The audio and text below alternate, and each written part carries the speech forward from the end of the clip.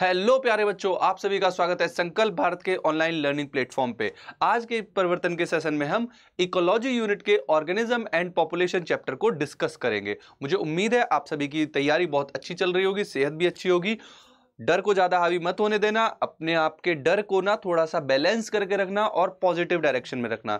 समय को ज्यादा न व्यर्थ करते हुए सेशन को स्टार्ट कर देते हैं। आज का ये जो सेशन है इसमें मैं आपको डिटेल में चीजें कवर कराने वाला हूं, ठीक है। Organism and population particular chapter में मैं डिटेल में चीजें कवर कराने वाला हूं। सबसे पहले तो आप इस वर्ड को समझिए, what is organism, what is population. सबसे पहले इस बेसिक सी चीज को समझिए और इससे भी ऊपर थोड़ा सा उठोगे तो समझोगे कि ये जो मेजर डोमेन है, ये पर्टिकुलर जो यूनिट है, ये इकोलॉजी के अंदर आती है। और इकोलॉजी की जब हम बात करते हैं तो इकोलॉजी में हम क्या बोलते हैं, ऑर्गेनिज्म और उसके इन्वायरमेंट के बीच में जो इंटरेक्शन चल रहे हैं। अच्छा, वो इंटरेक्शन बायोटिक बायोटिक के बीच में हो सकते हैं, बायोटिक ए बायोटिक के बीच में हो सकते हैं और ए बायोटिक के बीच में भी हो सकते हैं। तो ये इकोलॉजी के अंदर आने वाला पार्ट है। ऑर्गेनिज्म की बात करें तो ऑर्गेनिज्म हम मेंशन करते हैं कि कोई इंडिविजुअल, राइट, कोई भी सिंगल इंडिविजुअल। और पॉपुलेशन उसके कई सारे member of same individual N number of member, वो पॉपुलेशन को रिप्रेजेंट करेंगे। इस पे तो हमारा पूरा डिटेल डिस्कशन, पूरा चैप्टर ही इसी पे है, तो हम आगे बात करेंगे ही। उससे पहले आप छोटी सी बात समझिए कि ये जो टर्म इकोलॉजी है, इस टर्म इकोलॉजी को कॉइन किया था अर्नेस्ट हैकल ने इन द ईयर 1866। 1866 में अर्नेस्ट हैकल ने इस पर्टिकुलर टर्म को कॉइन किया था और बताया था इसके बारे में। यहाँ पे एक चीज समझिए आप, यहाँ पे कि जब हम बात कर रहे होते हैं इकोलॉजी की, तो इकोलॉजी में आप क्या देखते हो, स्टडी वर्ड यूज करेंगे। स्टडी ऑफ, इकोलॉजी क्या है, स्टडी ऑफ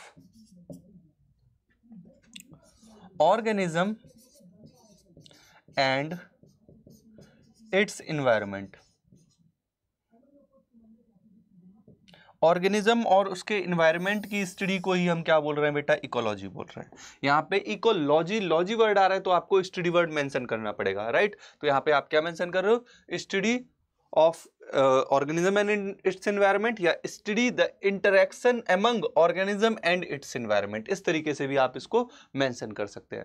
अगर आप बात करें इकोलॉजी को इंडिया में किसने प्रमोट किया था, तो ही वॉज रामदेव मिश्रा। रामदेव मिश्रा जिन्होंने बीएचयू में काफी लंबे समय तक काम किया था और इन्होंने इकोलॉजी को काफी हद तक प्रमोट किया है। अगर हम इकोलॉजी के लेवल्स की बात करें कि हम इकोलॉजी किस लेवल पे पढ़ रहे होते हैं, तो देखो, जब भी आप एक इंडिविजुअल की बात करोगे तो इकोलॉजी एक्चुअली एक कंप्लीट इंडिविजुअल से स्टार्ट होती है जो फंक्शन परफॉर्म कर सकता है। जैसे मेरी बॉडी की जो सेल इंडिविजुअली नहीं रह सकती।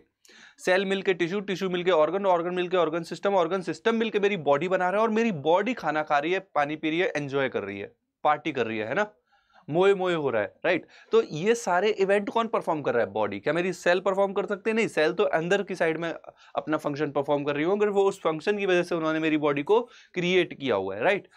सो जो फंक्शन परफॉर्म करेगा वो ऑर्गेनिज्म होगा। हाँ, ऐसा नहीं है कि सिंगल सेल ऑर्गेनिज्म नहीं हो सकते और उनकी इकोलॉजी नहीं हो सकती है। वहां पे सिंगल सेल एक पूरे इंडिविजुअल को कंप्राइजेस कर रहा है, उस पूरे इंडिविजुअल को बनाने में मदद कर रहा है, राइट। तो उसकी भी पॉपुलेशन हो सकती है, बट मेरी बॉडी की जो सेल्स है वो कंबाइन होकर तो इस ऑर्गेनिज्म पर्टिकुलर ऑर्गेनिज्म को क्रिएट कर रही है। तो इकोलॉजी स्टार्ट होगी ऑर्गेनिज्म से। हाँ, वो अलग बात है कि वो बैक्टीरिया भी हो सकते हैं, वायरस भी हो सकते हैं, वायरस की पॉपुलेशन या वायरस का ऑर्गेनिज्म हो सकता है, वो पर्टिकुलर एक इंडिविजुअल हो सकता है, राइट। और या फिर कोई मल्टीसेलुलर ऑर्गेनिज्म हो सकता है, वो भी एक इंडिविजुअल को रिप्रेजेंट कर रहा है। तो इंडिविजुअल लेवल ऑफ इकोलॉजी या फिर ऑर्गेनिज्म लेवल ऑफ इकोलॉजी बोल सकते हैं पहला। फिर ऑर्गेनिज्म मिलकर पॉपुलेशन बना रहे हैं, then population level of ecology, then population मिलकर कम्युनिटी बनाती है, community level of ecology, and then finally एक बायोम की बात होती है, बायोम लेवल मेंशन करते हैं। आप एग्जाम्पल समझ रहे हैं, जैसे एक इंडिविजुअल है, एक डॉगी है, वो सड़क पे टहल रहा है, तो वो क्या है, उसकी हम अगर बात करें तो वो इंडिविजुअल लेवल हो गया। हमने पर्टिकुलर ऑर्गेनिज्म की बात कर रहे हैं। हम बोले कि कई सारे कुत्ते झुंड में जा रहे हैं एक दूसरे से बात करते हुए, तो वो कंडीशन क्या होगी, कई सारे मेंबर जुड़ रहे हैं, राइट। तो पॉपुलेशन क्रिएट हो रही है, उसमें कुछ मेल भी होंगे, फीमेल भी होंगे। तो हम उस झुंड में ये नहीं बोलेंगे कि इसमें मेल है या इसमें फीमेल है, हम बोलेंगे वहां पे सेक्स रेशियो कितना है, इस पर्टिकुलर कुत्ते के झुंड में कितना सेक्स रेशियो है। सेक्स रेशियो मतलब कितने मेल इंडिविजुअल है, कितने फीमेल इंडिविजुअल है। समझोगे इन्हीं बारीकियों को अभी आने वाले पार्ट में। तो आप यहाँ पे नोटिस करिए कि ऑर्गेनिज्म लेवल इकोलॉजी है, पॉपुलेशन लेवल इकोलॉजी है, कम्युनिटी लेवल है और बायोम लेवल है। 4 लेवल पे हम इकोलॉजी को समझ रहे हैं, राइट। और यहाँ पे आप देखोगे इनके बीच में इंटरेक्शन भी होगा, जो लिविंग कंपोनेंट होंगे, बायोटिक बायोटिक कंपोनेंट होंगे, उनके बीच में इंटरेक्शन, बायोटिक एबायोटिक के बीच में कंपोनेंट इंटरेक्शन, एबायोटिक के बीच में इंटरेक्शन, एज वेल एज आप इसको भी मेंशन कर सकते हैं, राइट। तो यहाँ पे इंटरेक्शन चल रहा होगा और उसी इंटरेक्शन की अपन स्टडी कर रहे हैं, राइट। एक टर्मिनोलॉजी और आगे आने वाले पार्ट में आप देखोगे, निश। निश बोले तो वो फंक्शनल एरिया जहां पे कोई इंडिविजुअल रह रहा है और अपनी एक्टिविटी परफॉर्म कर रहा है। फॉर एग्जांपल इस कमरे में छिपकली की अगर आप बात करें तो वो जमीन पे भी हो सकती है, होने को तो दीवार पे भी हो सकती है, मगर आपको वो कहां मिलेगी, दीवार के कोने में। तो वो कोना क्या है उसका, निश कहलाएगा, राइट। आया समझ में? वो एरिया जहां पे कोई इंडिविजुअल रह रहा है और फंक्शनल एक्टिविटी परफॉर्म कर रहा है, दैट इज इट्स निश, वो उसकी निश कहलाएगी, that is functional role in specific area, right. अगर छिपकली को अगर मच्छर खाने हैं तो वो जमीन पे आके नहीं खाएगी, उसी कोने में बैठ के वहां पे कोई आएगा तब खाएगी, राइट। तो वो फंक्शनल रोल, जो फंक्शनल रोल परफॉर्म हो रहा है एक स्पेसिफिक एरिया में, वो स्पेसिफिक एरिया क्या कहलाएगा, निश कहलाएगा। आगे बढ़ते हैं और समझते हैं पॉपुलेशन के रेस्पेक्ट में चीजों को। पॉपुलेशन क्या है, आप सिंपली बोल सकते हो, पॉपुलेशन क्या है भाई, group of individual of same species. क्या बोलोगे आप इसको, ग्रुप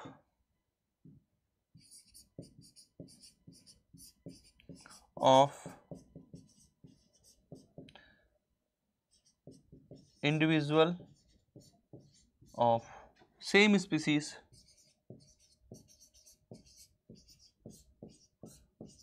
आप इस तरीके से भी रिप्रेजेंट कर सकते हो चीजों को। Group of individual of same species, same species के जो इंडिविजुअल है, एक स्पीसीज के इंडिविजुअल का एक ग्रुप, जैसे मैंने कुत्तों का झुंड बताया, तो वो क्या है, वो कहीं ना कहीं क्या रिप्रेजेंट कर रहा है, पॉपुलेशन को रिप्रेजेंट कर रहा है।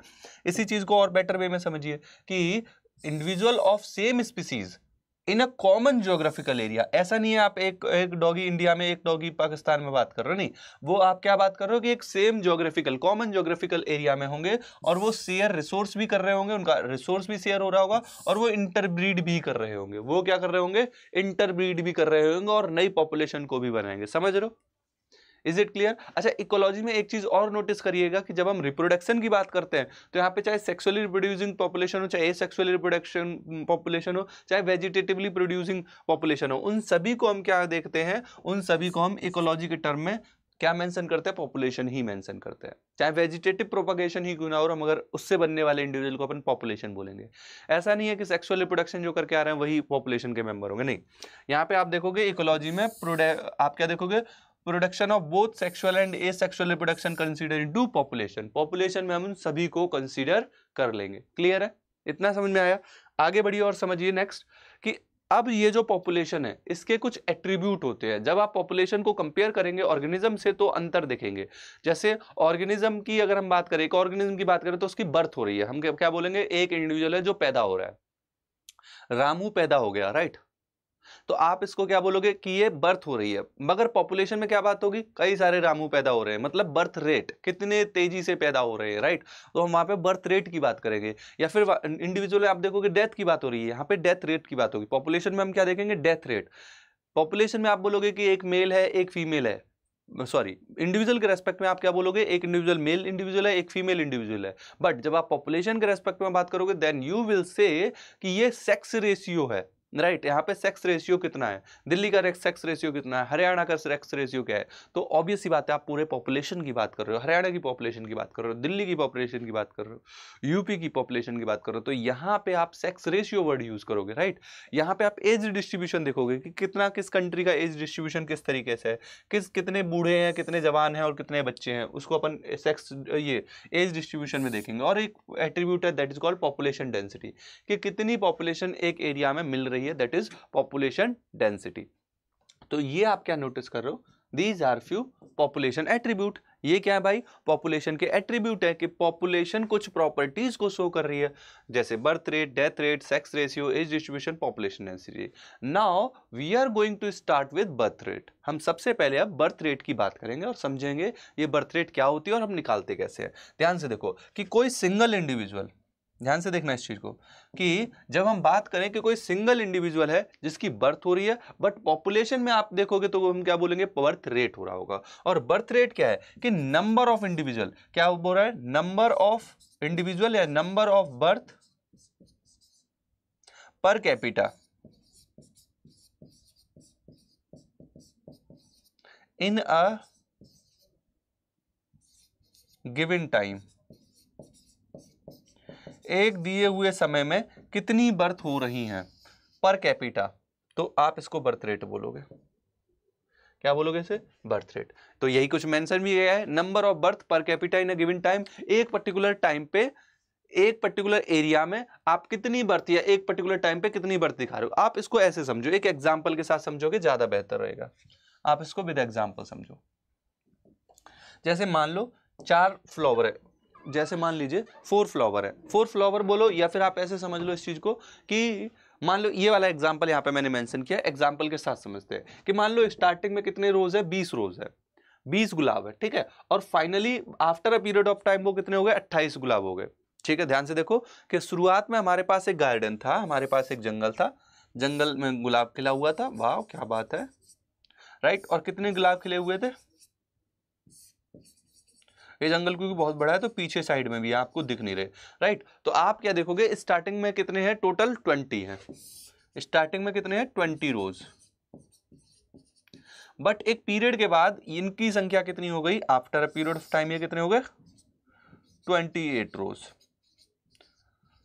तो आप क्या निकालोगे यहाँ पे, बर्थ रेट निकालोगे, कि बर्थ की अगर हम बात करें तो बर्थ तो हम बोल देंगे भाई 8 बर्थ और हो गई है, मगर बर्थ रेट निकालना होगा आपको। क्या निकालना है, बर्थ रेट। तो आप जब भी बर्थ रेट निकालोगे तो इसका फॉर्मूला याद रखना कि जितना चेंज हुआ है और इनिशियल कंडीशन कितनी थी, क्या चेंज, कितना चेंज हुआ है अपॉन इनिशियल कंडीशन क्या थी, ये आपका बर्थ रेट निकल के आ जाएगा। आ रही बात समझ में? तो चेंज कितने का आया, चेंज आया है बेटा आपका 8 का, मतलब 8 आपके चेंज हुए। चेंज कितना, चेंज का मतलब कि पहले 20 थे और 8 बढ़ गए, तो चेंज क्या है, 8 मेंबर बढ़े, और इनिशियल कंडीशन क्या थी, 20। अब आप इसको डिवाइड कर लो। हम क्या कर रहे हैं, 20 को, सॉरी,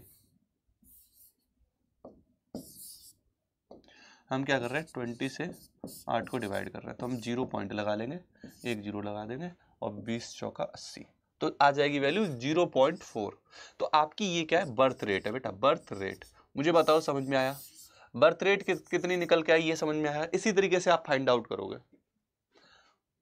मुझे बताओ ये समझ में आया क्या, कि बर्थ रेट कितनी आ रही है, 0.4। और बर्थ रेट आप क्या कैसे मेंशन करोगे, पर यूनिट एरिया भी मेंशन करोगे, उसमें टाइम भी मेंशन करोगे, राइट। या कितने इंडिविजुअल की, देखो 0.4 इंडिविजुअल, इसका मीनिंग समझो पहले, कितनी, ये क्या बर्थ रेट निकली है, बर्थ रेट कैसे निकाली है आपने, कि 0.4 इंडिविजुअल हर रोज ने एक साल में बढ़ाए हैं। अगर पर ईयर की बात हो रही है, क्योंकि यूनिट टाइम भी मेंशन करना होगा हमको, क्योंकि गिवन टाइम में बात हो रही है, तो आप मान लो एक साल में क्या है कि 0.4 इंडिविजुअल, 0.4 इंडिविजुअल एक रोज ने हर साल में कंट्रीब्यूट किए हैं। This is birth rate.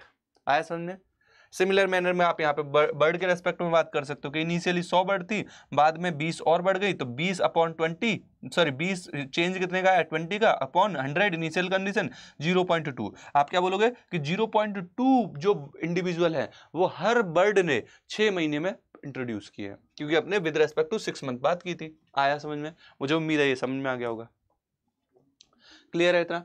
बढ़ूं आगे, तो ये आपने क्या देखा, बर्थ रेट। सेम मैनर में आप डेथ रेट को डिस्कस करोगे, सेम मैनर में आपको डेथ रेट डिस्कस करना है। देखो डेथ रेट में क्या हो रहा है, मान लो आप एक एक्सपेरिमेंट कर रहे थे, आप एक लैब में थे, ठीक है, मॉर्गन के अगले वारिस आप ही थे मान लो, है ना, और आप यहाँ पे खड़े हुए लैब में एक्सपेरिमेंट कर रहे हो। अच्छा चलो एक्सपेरिमेंट कर रहे हो, और एक्सपेरिमेंट में आपने क्या देखा कि आपके पास कितनी फ्रूट फ्लाई थी, आपके पास फ्रूट फ्लाई थी करीब करीब 40 फ्रूट फ्लाई,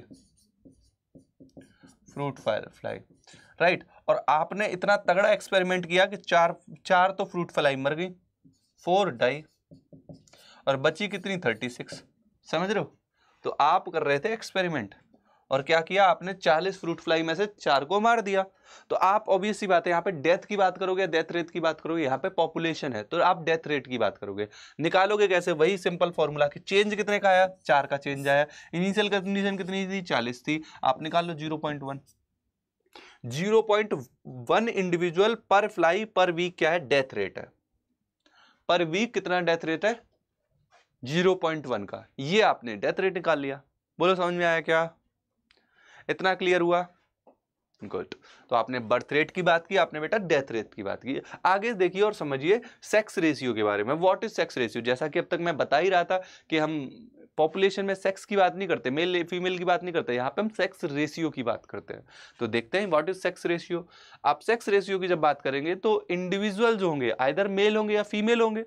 कहां पे? जब आप इंडिविजुअल लेवल पे बात कर रहे हो। बट पॉपुलेशन में आप क्या रखोगे? सेक्स रेशियो मेंशन करोगे। सेक्स रेशियो को रिप्रेजेंट करने का एक तरीका भी है।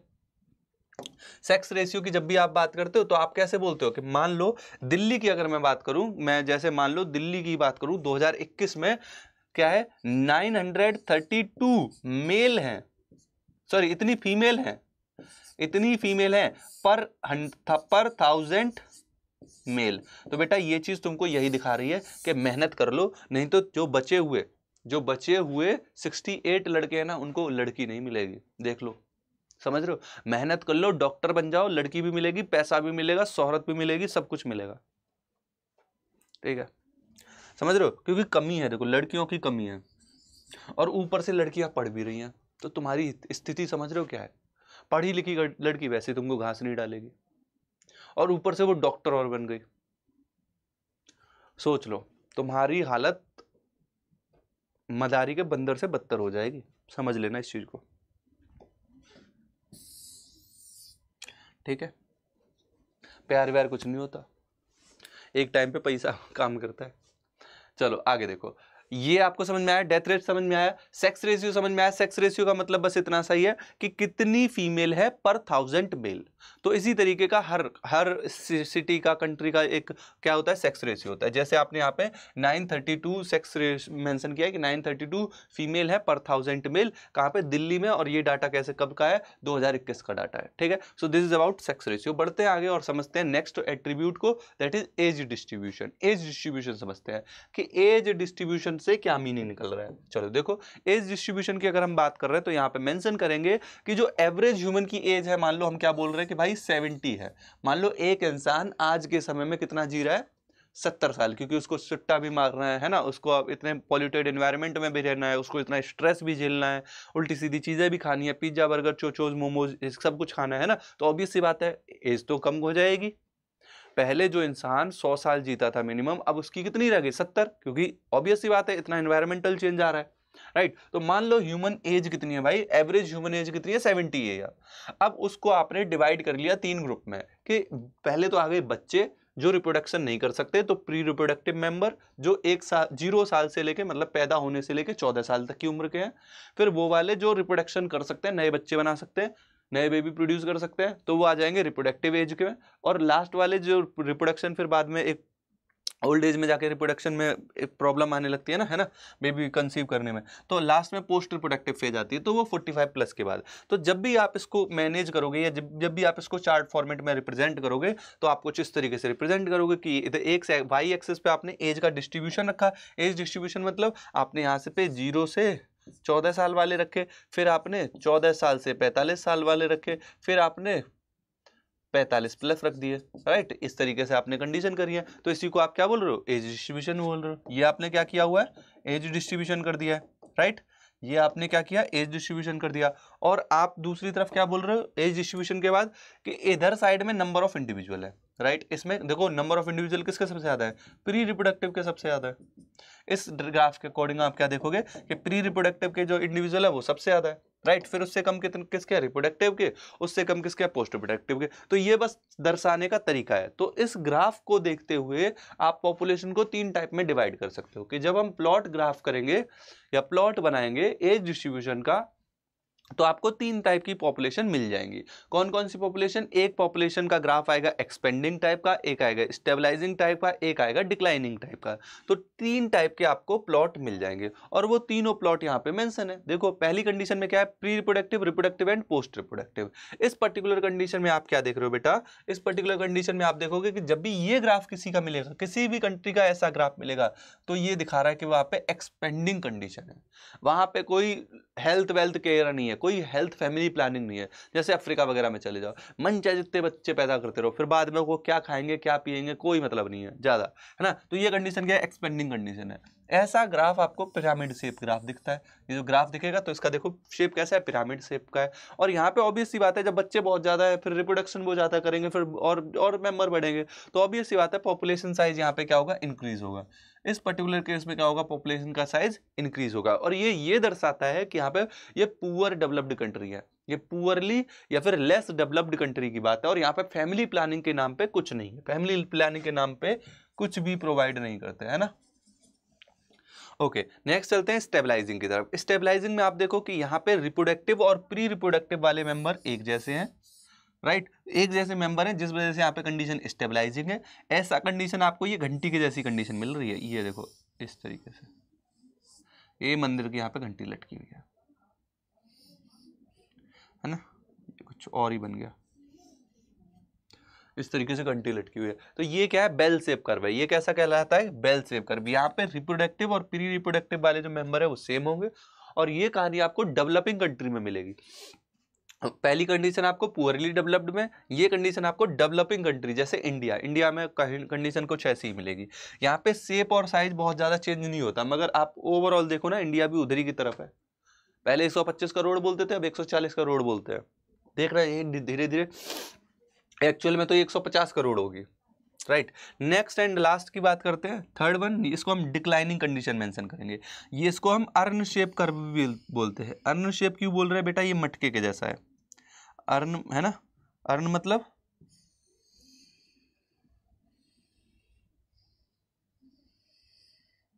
इस तरीके से मटके के जैसा, है ना, ठीक है, मटके के जैसे। तो आप क्या बोल रहे हो इसको, अर्न शेप। यहाँ पे रिप्रोडक्टिव वाले जो होंगे वो ज्यादा होंगे, प्री रिप्रोडक्टिव कम होंगे। और ऐसा हाईली डेवलप्ड कंट्री चाइना में, आपको चाइना देख लो या फिर आप जापान देख लो, जापान में ये कंडीशन मिलेगी। इसीलिए जब कोविड आया था तो मैक्सिमम जो बूढ़े लोग थे उनके खत्म हो गए थे, फ्रेश हो गए थे सारा मामला, क्योंकि वहाँ पे जो ओल्ड एज वाले पर्सन है वो काफी ज्यादा है। यहाँ पे आप क्या देखोगे, साइज धीरे धीरे पॉपुलेशन का डिक्रीज ही होगा, बढ़ेगा तो कतई नहीं, क्योंकि बच्चे ही वो पैदा नहीं कर रहे, है ना।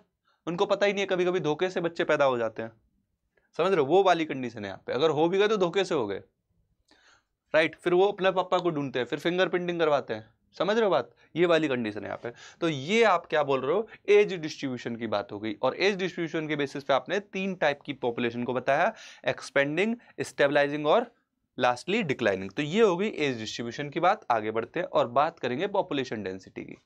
तो देखो, पॉपुलेशन डेंसिटी की अगर हम बात करें तो हम बोलेंगे कि number of individual per unit area. क्या, number of individual per unit area per unit time, ये 3 चीजें ध्यान रखनी है। आप क्या बात कर रहे हो, पॉपुलेशन डेंसिटी की बात कर रहे हो। डेंसिटी में ऑब्वियस बात है, नंबर ऑफ इंडिविजुअल तो होंगे एक पर्टिकुलर एरिया में और एक समय पे। मतलब मान लो ये एक एरिया है, राइट, ये एक एरिया है, राइट, ये एक पर्टिकुलर एरिया है और समय आपसे बोला जा रहा है ये है मंडे की बात हो रही है, या चलो मंडे, फर्स्ट मंडे अप्रैल का लास्ट मंडे ऑफ अप्रैल की बात हो रही है, ठीक है। लास्ट, ये आपको टाइम दिखा दिया गया, एरिया आपके सामने है। अब इस समय जिस बिल्डिंग में हम खड़े हुए हैं इसमें कितने इंडिविजुअल हैं, जिस बिल्डिंग में मैं हूं, जिस बिल्डिंग में मैं ये क्लास ले रहा हूं, यहाँ पे कितने इंडिविजुअल है। तो आप क्या निकालोगे, ये बोलोगे कि पॉपुलेशन डेंसिटी इस पर्टिकुलर टाइम पे इस पर्टिकुलर बिल्डिंग में कितने इंडिविजुअल हैं, ये उसकी पॉपुलेशन डेंसिटी को दिखाएगा। तो number of individual per unit area at a given time, ये क्या रिप्रेजेंट करेगा, पॉपुलेशन डेंसिटी को मेंशन करेगा। It is calculated to find impact of resource on competition and predation. आप इसको ब्रॉड वे में जब देखोगे तो आप क्या देखोगे कि हम पॉपुलेशन की डेंसिटी इसलिए भी निकालते हैं कि हमको पता होना चाहिए कि इस एरिया में इतनी डेंसिटी है, इस सिटी में इतनी डेंसिटी है, तो हम वहां पे खाना भिजवा सकें। अगर खाना ही नहीं होगा, उनको फीड नहीं करा पाएंगे, तो वो एक दूसरे में लड़ने लग जाएंगे, कंपटीशन शुरू हो जाएगा, मारा मारी शुरू हो जाएगी, छीना झपटी शुरू हो जाएगी। तो इसीलिए ये क्या करता है, impact of resource on competition and predation, इस चीज का इंडिकेशन भी देता है। बेस्ट मेथड की अगर हम बात करें तो किसी एरिया में हमको मान लो निकालना है, और मान लो एक एरिया में एक सिचुएशन दी गई है कि एक पर्टिकुलर एरिया है, वहां पे एक सिंगल बिनियान ट्री है, मतलब एक बरगद का अकेला पेड़ है और 200 उसके चारों तरफ घास लगी हुई है, पार्थेनियम। तो यहाँ पे कौन सा बेस्ट मेथड निकालोगे पॉपुलेशन डेंसिटी के लिए? तो आप बोलोगे सर हम यहाँ पे नंबर काउंट करें तो बेकार है, क्योंकि मान लो बरगद तो एक ही है, पार्थेनियम काउंट करते रह जाएंगे हम। तो यहाँ पे आप क्या देखोगे कि हम क्या करेंगे, बायोमास काउंट करेंगे कि number of counting, instead of counting of number of individual is relevant, so we count biomass and area cover. हम क्या देखेंगे कि एरिया कितना कवर किया गया है और इसका बायोमास कितना है। अगर आपको सिचुएशन कुछ ऐसी दी हुई हो बरगद के पेड़ वाली, राइट, और पार्थेनियम वाली, जहां पे बायोमास उसका एक का इंडिविजुअल का बहुत बड़ा बायोमास है, एक का कम है, तो आप यहाँ पे क्या करोगे, यहाँ पे आप बायोमास काउंट कर लोगे, राइट। दूसरा पाउंड में, अगर पाउंड में मान लो कोई अगर वो है तालाब है, तालाब में अगर मान लो फिश है, फिश की हम क्या बात करेंगे कि एक पर्टिकुलर एरिया में हमने काउंट कर ली कितनी फिश है, हम उसी का डबल कर देंगे, तो हम क्या बोलेंगे, रिलेटिव डेंसिटी निकाल लेंगे। कल्चर प्लेट की बात करें, जब जहाँ पे बैक्टीरिया को ग्रो कराते हैं, बैक्टीरिया में कॉलोनी बनती है, छोटी छोटी बैक्टीरिया की कॉलोनी बनती है, तो वहां पे हम क्या बोलते हैं, नंबर ऑफ कॉलोनी कितनी बन रही है, number of colony forming unit कितनी है। कल्चर प्लेट में आप बैक्टीरिया की कॉलोनी गिन लोगे। देन एक इनडायरेक्ट मेथड भी है। इनडायरेक्ट मेथड में क्या है कि आप ऐसा हुआ कि आप शेर के नंबर काउंट करने चले गए एक जंगल में, तो आप बेटा आप शेर को नहीं खोजोगे, शेर की पॉटी को खोजोगे कि उसने कितनी जगह पॉटी कर रखी है, या उसके कहाँ कहाँ पैर है, समझ रहे हो, उसके पैर के मार्क्स समझ लोगे। नहीं तो अगर तुम चले गए ना उसके सामने तो समझ लो तुम्हारी पॉटी बना देगा वो, समझे, अगर लिटरली में किसी अफ्रीकन जंगल में या वैसी जगह चले गए तो, ठीक है। सो एक ये तरीका है जिसमें हम क्या बोलते हैं, पग मार्क काउंट, या फिर उनके फीकल मैटर को काउंट करेंगे। एक और मेथड है that is called mark release recapture method, तो इसमें भी इनडायरेक्ट, ये क्या है, इनडायरेक्ट मेथड है। आया समझ में।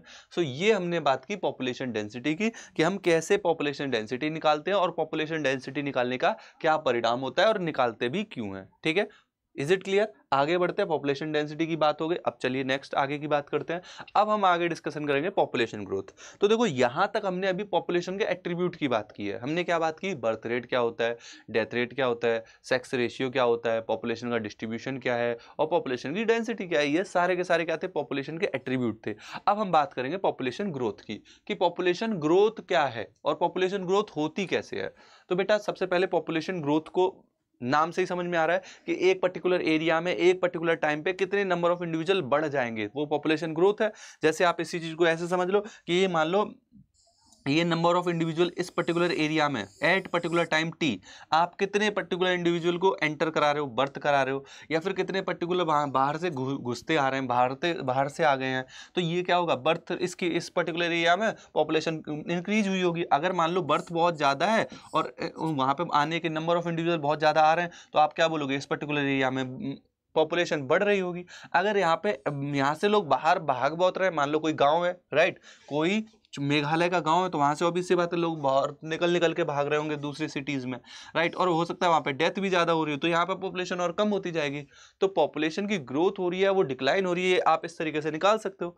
तो आप निकालने का तरीका क्या यूज करोगे कि number of individual after time T plus 1, एक पर्टिकुलर टाइम टी प्लस 1 पे, मतलब एक समय के बाद आपके कितनी पॉपुलेशन होगी वहां पे, ये कैसे डिफाइन होगा कि स्टार्टिंग में कितनी पॉपुलेशन थी प्लस वहां पे कितनी बर्थ हुई और कितने इंडिविजुअल एंटर कीजिए, उसमें से माइनस कर दोगे, दैट माइनस कितने लोग वहां से इमिग्रेशन करके बाहर गए हैं। तो इस तरीके से जब आप कंडीशन को फॉलो करोगे तो आप क्या निकाल लोगे कि एक समय के बाद किसी पर्टिकुलर एरिया में कितने इंडिविजुअल बढ़े हैं। आया समझ में। तो आप इसको मेंशन करिए, यहाँ पे टर्मिनोलॉजी समझ लिए, कुछ पैरामीटर के बेसिस पे हम बात कर रहे होते हैं, क्योंकि जब भी हमको पॉपुलेशन की ग्रोथ समझनी है कि पॉपुलेशन में कितनी ग्रोथ हुई है, तो हम कुछ पैरामीटर को यूज करेंगे। पैरामीटर में बर्थ रेट, डेथ रेट आता है। अच्छा, बर्थ रेट को हम नेटेलिटी बोलते हैं, नेटेलिटी है ना, न्यूडेलिटी मत बोला, ये नेटेलिटी है, बर्थ कितनी हो रही है, राइट, नेटेलिटी। और डेथ रेट बोले तो मोर्टेलिटी, कितने इंडिविजुअल मर रहे हैं। एक कंडीशन होती है इमिग्रेशन के, बाहर से अंदर आना, एक होता है इमिग्रेशन, आई वाला, राइट, ई मतलब एग्जिट, आई मतलब इन और एग्जिट, राइट। तो इन मतलब इमिग्रेशन अंदर आ रहा है, एग्जिट मतलब इमिग्रेशन बाहर निकल रहा है, राइट। तो ये कुछ टर्मिनोलॉजी यूज होगी। यहाँ पे एनटी का मतलब है population density at time T, एक पर्टिकुलर टाइम टी पे, और टी प्लस 1 मतलब आफ्टर टाइम प्लस 1, वो जो कुछ भी हो सकता है, एक दिन, एक सप्ताह, एक साल, तो उस पर्टिकुलर टाइम के बाद, ठीक है। तो ये वाला पार्ट समझ में आया, पॉपुलेशन ग्रोथ के रेस्पेक्ट में ये चीज समझ में आई।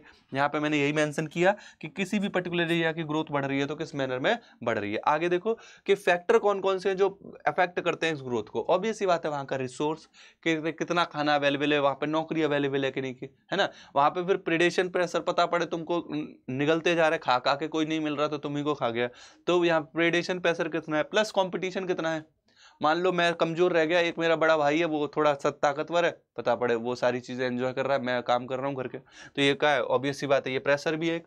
और एनवायरनमेंट पता पड़े वहां पे हर रोज सुनामी आ रही है ना, तो ये सारी चीजें फैक्टर अफेक्ट करेंगे। क्लियर है। अगर मैं बात करूं नॉर्मल पॉपुलेशन की, कोई नॉर्मल पॉपुलेशन है, मान लो ये नॉर्मल पॉपुलेशन है, मान लो ये हम बात कर रहे हैं अफ्रीका की, अफ्रीका में नॉर्मल जो पॉपुलेशन है, तो वहां पे हम बात करेंगे कि कितनी बर्थ हो रही है और कितनी डेथ हो रही है, राइट। ये मेन पैरामीटर क्या होंगे, कितनी बर्थ हो रही है और कितनी डेथ हो रही है। अगर मान लो कोई एक आइलैंड है जो जस्ट अभी बना है ना, अब यहाँ पे मेजर क्या बात करेगा, क्या मैटर करेगा, एक मान लो ये आइलैंड है, आइलैंड पे क्या बर्थ डेथ मैटर करेगी, अरे ये तो खुद ही अभी पैदा हुआ है, तो यहाँ पे तो ये मैटर करेगा कितने लोग एंट्री कर रहे हैं, इमिग्रेशन कितना हो रहा है।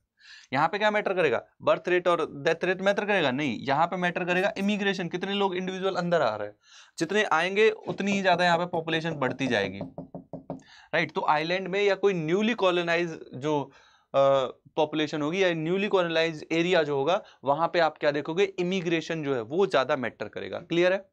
अगर कोई ऑलरेडी फिक्स नॉर्मल पॉपुलेशन है, तो इस पर्टिकुलर केस में आप क्या देखोगे, बर्थ कितनी हो रही है, डेथ कितनी हो रही है, ये चीज डिसाइड करेगी, राइट, कितनी बर्थ और कितनी डेथ। मगर कोई न्यूली कॉलोनाइज एरिया है जहां पे जस्ट अभी क्रिएट हुआ है वो, तो वहां पे तो ये मैटर करेगा कि कितने इंडिविजुअल बाहर से यहाँ पे अंदर आ रहे हैं। इतना समझ में आया, इतना समझ में आया।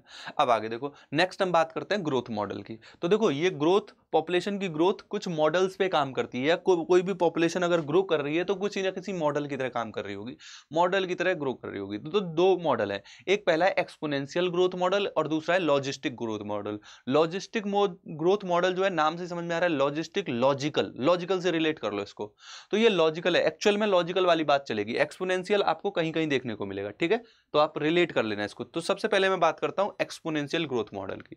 तो देखो इसकी कुछ कंडीशन है। एक्सपोनेंशियल ग्रोथ मॉडल काम करता है, यस, जैसे टेस्ट ट्यूब में बैक्टीरिया की ग्रोथ कराना, तो वो एक्सपोनेंशियली ही ग्रोथ करती है, होती है, ठीक है। तो समझो इसकी कुछ कंडीशंस हैं कि कब एक्सपोनेंशियल ग्रोथ मॉडल काम करेगा या कब वो एग्जिस्ट करेगा। जब रिसोर्स अनलिमिटेड हो, पहली बात, when resource is unlimited and any population है इन, तो उस समय जब भी मान लो रिसोर्स खूब सारा है, तो कोई भी पॉपुलेशन होगी उसके पास ये तो पावर है कि वो रिप्रोडक्शन खूब सारा कर सकती है। मान लो ह्यूमन 9 महीने बाद, 9 महीने नहीं, चलो 1500 महीने बाद, 1500 महीने बोल रहा हूँ, 15 महीने बाद मान लो, या 2 साल बाद मान लो, 2 साल बाद एक ह्यूमन एक बच्चा पैदा कर सकता है, तो तुम उसको खाना दो, रहना दो, एंजॉय की सारी सुविधाएं दो, हर 2 साल बाद वो बच्चे पैदा कर देगा।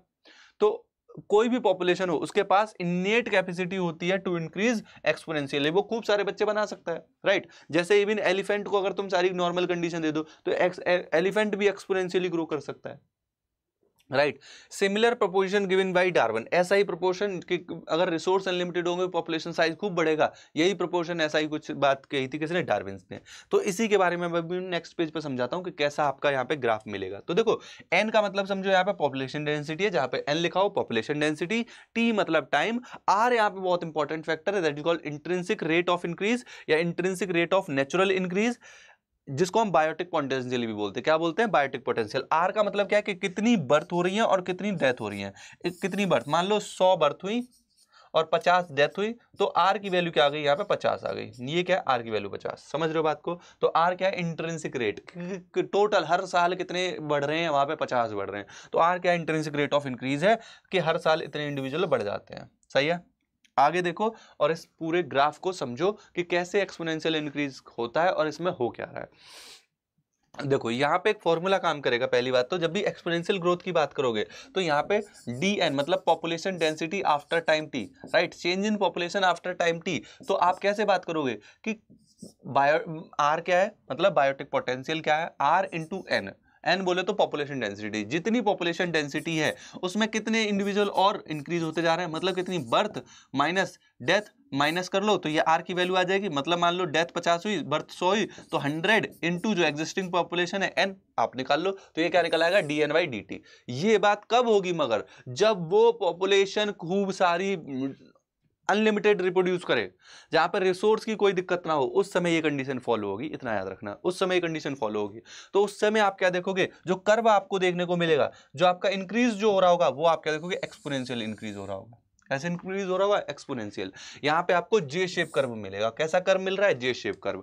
dn/dt equal to r into N, ये फॉर्मूला होता है। और जब आपकी इंटीग्रल फॉर्म में निकालोगे तो N T after time T, मतलब population density after time T, initial कितनी थी? एन नॉट इंटू ई की पावर आर टी, ये वाली बात चलेगी। यहाँ पे ई क्या है? Natural base of base of natural log है। आर मतलब यहाँ पे बायोटिक पोटेंशियल ही है, और एन टी मतलब population density at time T है। ये सारे कंपोनेंट लिखे हुए हैं। आर की वैल्यू, जो बायोटिक पोटेंशियल की वैल्यू है, वो for human, flour beetle, Norway rat, ये आपकी एनसीईआरटी में दी हुई है।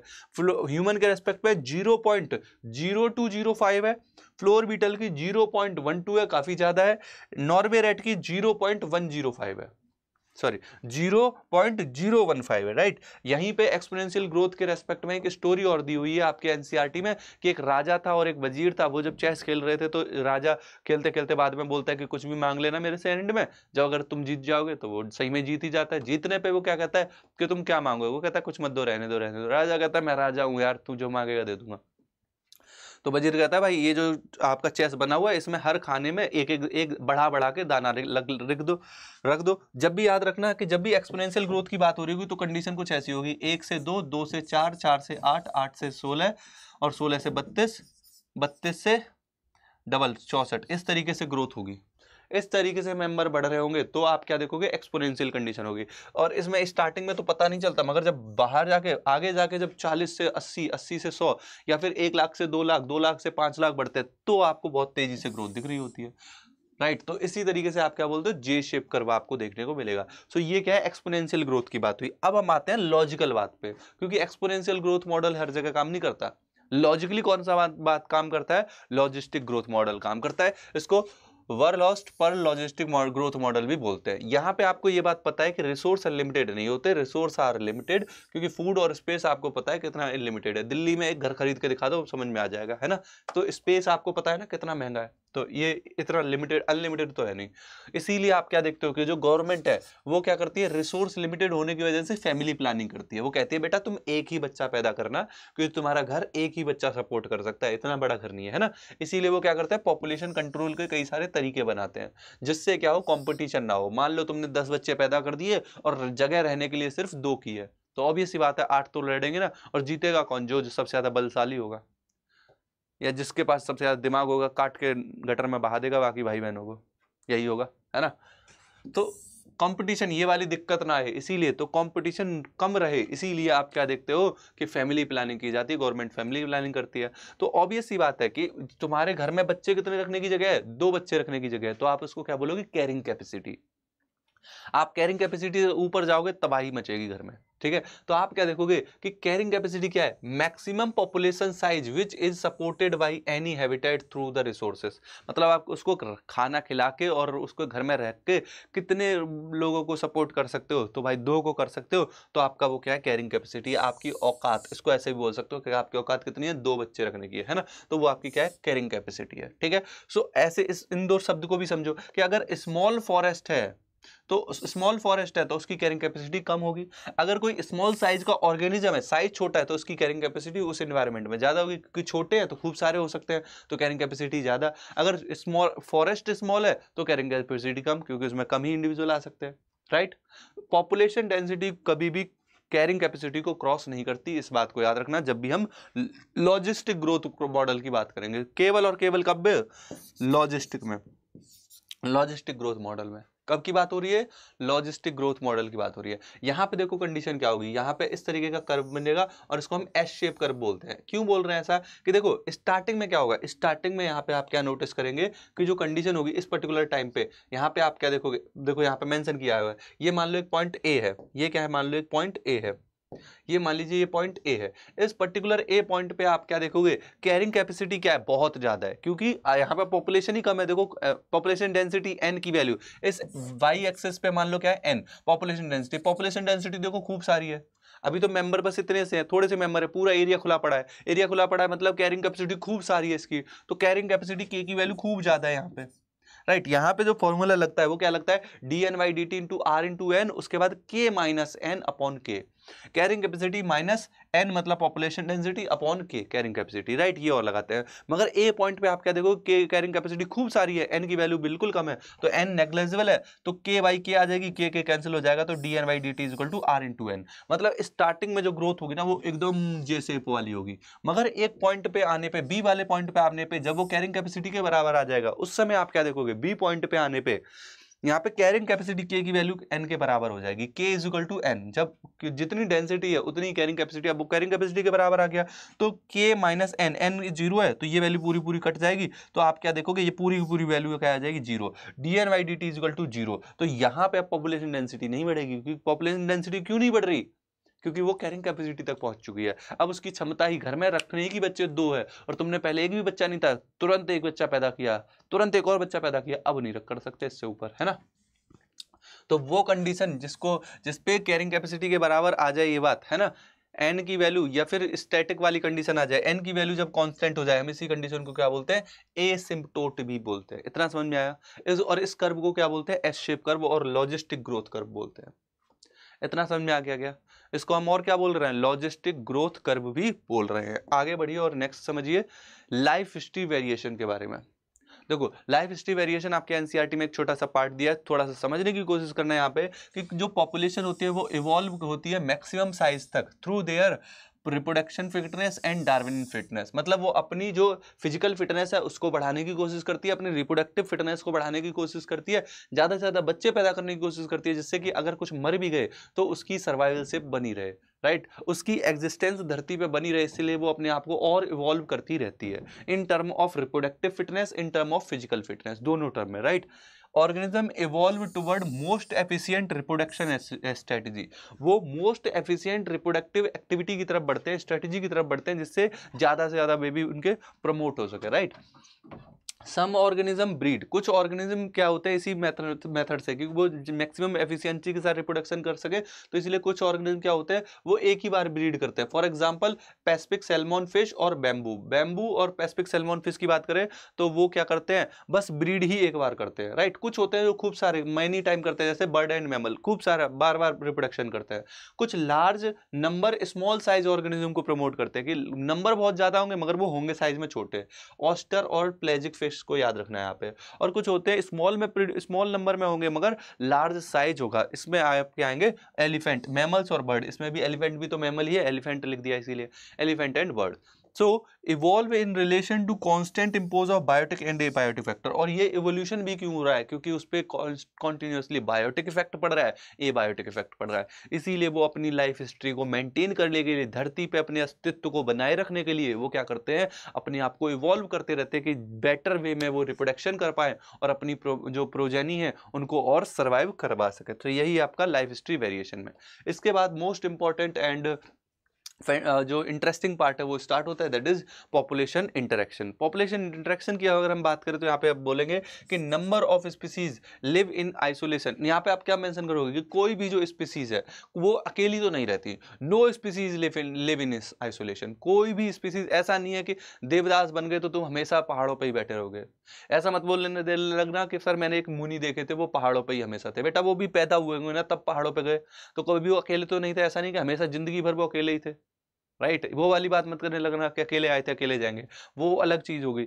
मगर कोई भी इंडिविजुअल आप क्या होगे, आइसोलेशन में नहीं रह सकता, वो किसी ना किसी चीज के साथ इंटरेक्ट कर ही रहा है, वो बायोटिक कंपोनेंट के साथ इंटरेक्ट कर ही रहा है, राइट। तो उन इंटरेक्शन को हम कई सारे नाम के रेस्पेक्ट में शो कर सकते हैं कि वो इंटरेक्शन कॉम्पिटिशन टाइप का हो सकता है, वो प्रेडेशन हो सकता है, वो पैरासिटिज्म हो सकता है, एमेंसिलिज्म हो सकता है, कॉमेंसिलिज्म हो सकता है, वो म्यूचुअलिज्म हो सकता है। इतने डिफरेंट टाइप के आप क्या देख सकते हो कि वो इंटरेक्शन हो सकते हैं।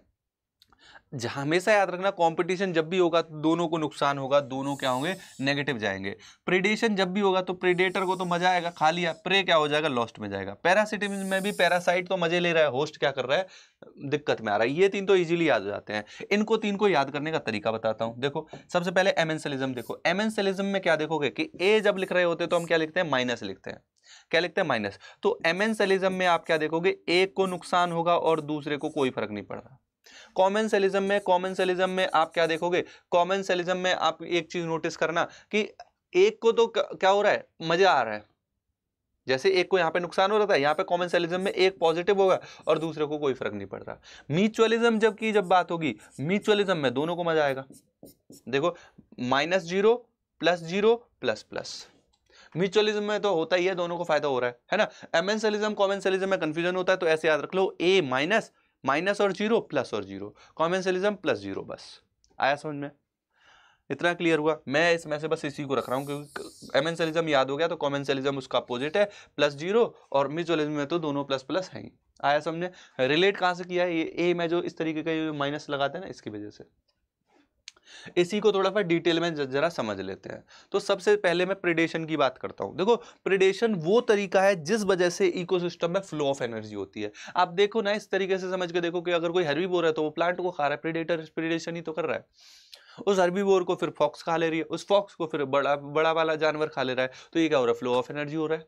और इस तरीके से आप क्या देख रहे हो, जो प्रे है वो भी कंट्रोल हो रहा है। अगर सोच के देखो, शेर खाना बंद कर दे तो नीचे की लेवल पे ज्यादा इंडिविजुअल हो जाएंगे, वो उससे नीचे खाना शुरू कर देंगे, वो उससे नीचे तहलका मचाना शुरू कर देंगे। तो ऑब्वियस सी बात है, जो पॉपुलेशन है वो अनकंट्रोल हो जाएगी, डिस्टर्बेंस हो जाएगा। तो इसीलिए आप क्या देखते हो कि यहाँ पे पॉपुलेशन कंट्रोल भी होती है और ये एनर्जी फ्लो का तरीका भी है।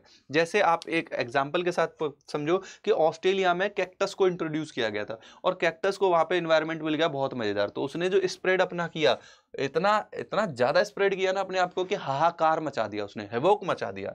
फिर उसको कंट्रोल करने के लिए क्या किया गया? उसको, उस कैक्टस को कंट्रोल करने के लिए उसका प्रेडेटर डाला गया। वो प्रेडेटर मौत था, और मौत जैसे इंट्रोड्यूस किया उसने फिर कैक्टस को कंट्रोल कर दिया। रुक तेरी ऐसी की तैसी, खत्म। समझ रहे हो? उसकी वाट लगा दी उसने, फिर उसको कर दिया क्या? कंट्रोल में। आया समझ में? Is it clear? तो ये ऑस्ट्रेलिया की बात थी जहां पे कैक्टस का जब प्रेडेशन बहुत ज्यादा बढ़ा, कैक्टस का जो हाहाकार था बहुत ज्यादा बढ़ा उसको कंट्रोल करने के लिए। समझ रहे हो? इसी तरीके का एक और यहाँ पे कंडीशन समझो कि जहाँ पे प्रेडेटर की कंडीशन हमेशा याद रखना कि प्रेडेशन की कंडीशन क्या होती है? प्रूडेंट होती है। वो जितना जरूरत होगा उतना ही खाएगा। ऐसा भी नहीं है कि मार मार के छोड़ दिया, मार मार के छोड़ दिया, नहीं, वो कंट्रोल में, क्योंकि उसको पता है कल भी तो खाना है, राइट। तो प्रेडेशन जो होता है वो क्या होता है? प्रूडेंट होता है, मतलब लिमिट में होता है, राइट। एनिमल जो, कुछ एनिमल ऐसे होते हैं जो प्रे से बचने के लिए क्या प्रेडेशन से बचने के लिए अपने आप को कुछ एडेप्टेशन लेके आते हैं, जिसको हम बोलते हैं प्रे एडेप्टेशन।